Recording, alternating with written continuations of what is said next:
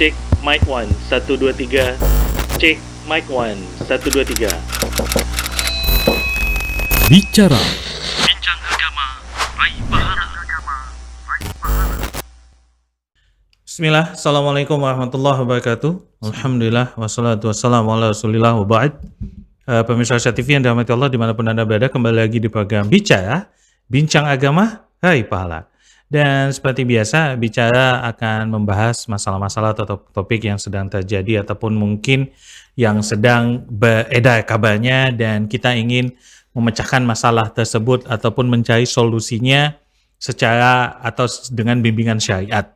Dan tentu saja karena ini berkaitan dengan syariat dan juga pendalilan, kita mengundang guru kita untuk membahas masalah ini dan alhamdulillah sudah hadir seperti biasa guru kita Ustadz Muhammad Pamana Hafizullah Ta'ala. Assalamualaikum warahmatullahi wabarakatuh Ustadz. Assalamualaikum warahmatullahi wabarakatuh. Ustadz, seperti biasa ini ada topik yang mau kita bahas Ustadz. Ya kan?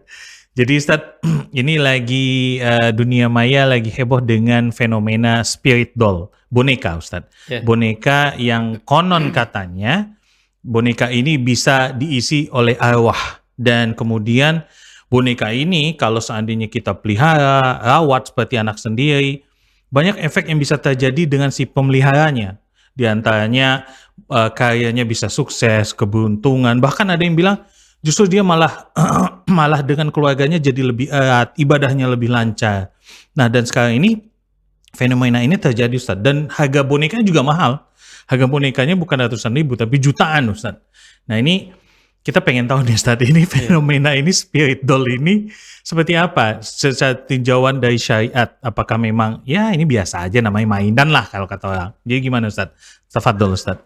Bismillah, Assalamualaikum warahmatullahi wabarakatuh. Assalamualaikum. Alhamdulillah, wassalatu wassalamu ala rasulillah wa alihi wa ashabihi wa man tabi'ahum bi ihsanin ila yaumiddin wa ba'du. Para pemirsa Rasyad TV yang dimuliakan oleh Allah, ada beberapa poin yang akan kita bahas dari spirit doll ya. Iya Ustaz. Ya, boneka yang bisa dimasuki arwah. Nah, yang pertama, poin yang akan kita bahas yaitu berkaitan tentang hukum boneka itu sendiri. Ya, tentunya yang namanya boneka ini ada yang dia seperti manusia, gambar manusia, atau gambar binatang, atau gambaran-gambaran makhluk yang memang tidak sempurna seperti buah-buahan, ya, dan seterusnya kan seperti itu. Nah, bagaimana pandangan Islam berkaitan tentang boneka ini? Nah, boneka ini kalau memang difungsikan untuk anak-anak yang memang itu alat mereka untuk bermain, maka jumhur ulama mengatakan tidak mengapa.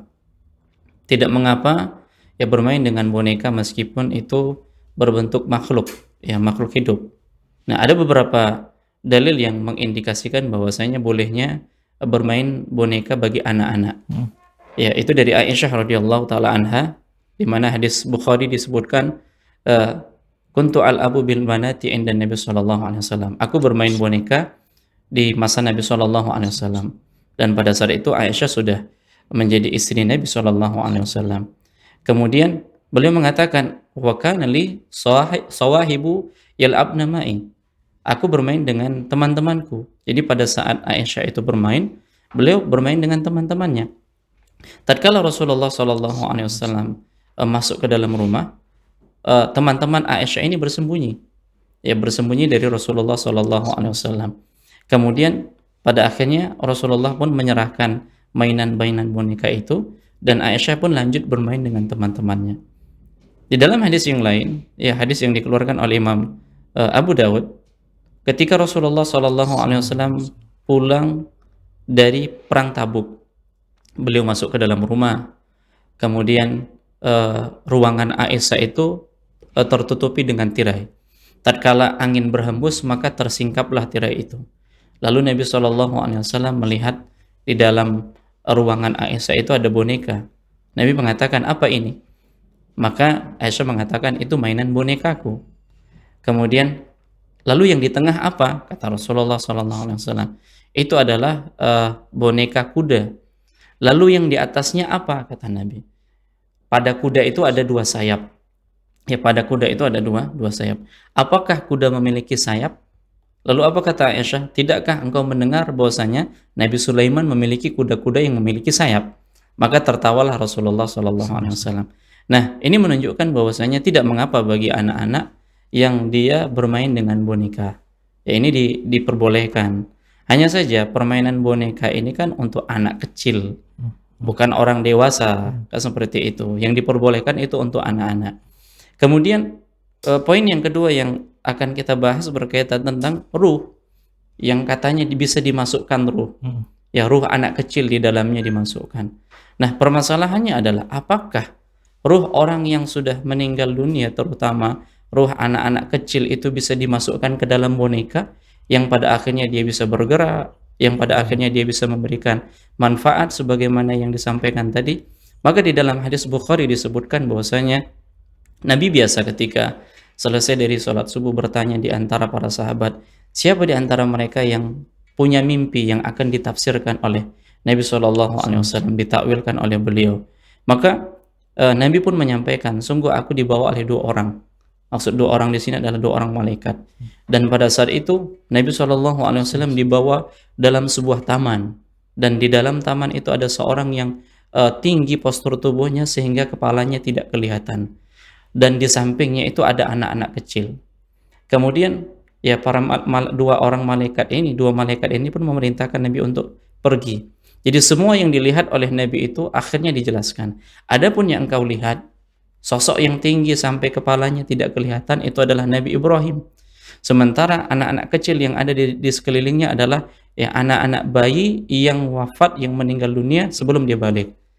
Ya, ini menunjukkan apa? Orang yang sudah meninggal dunia, khususnya anak kecil, ini tidak akan kembali lagi ke dalam dunia sekarang ini. Dia sudah punya alamnya. Ya, dia sudah punya alamnya. Ya, ada di alam barzah. Kemudian ada di dalam riwayat itu dikatakan bahwasanya ya mereka bersama dengan Nabi Ibrahim. Dan mustahil, tidak ada suatu hadis pun yang menjelaskan bahwasanya ruh itu kembali ke jasad yang berada di dunia, atau dengan bahasa-bahasa yang lain. Nah, bagaimana mungkin ruh anak kecil ini bisa dimasukkan ke dalam boneka mainan, kemudian pada akhirnya bergerak? Nah, kalaulah dikatakan, jadi apa yang dimasukkan itu? Apakah ada sesuatu yang lain? Maka Allah Subhanahu wa taala menyebutkan berkaitan tentang berhala-berhala yang disembah. Di dalam surat An-Nisa ayat 117, Allah Subhanahu wa taala mengatakan, iyad'una minhu illa inatha.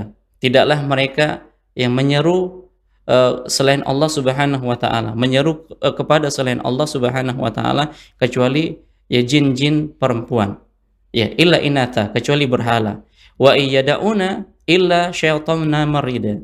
Ya, wa iyad'una illa syaitana marida. Dan tidaklah mereka menyeru kecuali syaitan perempuan.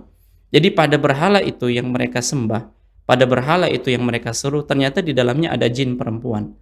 Ya, ada jin perempuan. Itu hakikatnya. Jadi pada berhala-berhala yang ada, ya pada patung-patung yang ada yang mereka sembah, kemudian mereka yakini akan ada keberkahan, akan ada kemudaratan dan selanjutnya, ternyata yang mereka sembah adalah syaitan yang ada di dalamnya. Dengan kata lain, kalaulah seandainya dikatakan dimasukkan ke dalamnya ruh, tentunya ini bukan ruh. Karena ruh itu sudah ada tempatnya, ya, dan hanya ada satu jawaban, yaitu jin atau syaitan yang dimasukkan ke dalamnya. Dan tentunya kita tidak boleh bekerja sama, kita tidak boleh bermuamalah. Masing-masing kita punya tugas dan tanggung jawab masing-masing, yaitu kita dan jin itu diperintahkan untuk apa? Untuk beribadah kepada Allah Subhanahu wa taala. Wa ma khalaqtul jinna wal insa illa liya'budun. Nah, termasuk kesyirikan kalau seandainya diyakini dengan adanya boneka yang memiliki arwah, kemudian pada akhirnya yang merawatnya, yang menjaganya, mendapatkan keberkahan, maka ini syirik dalam rububiyah Allah Subhanahu wa taala.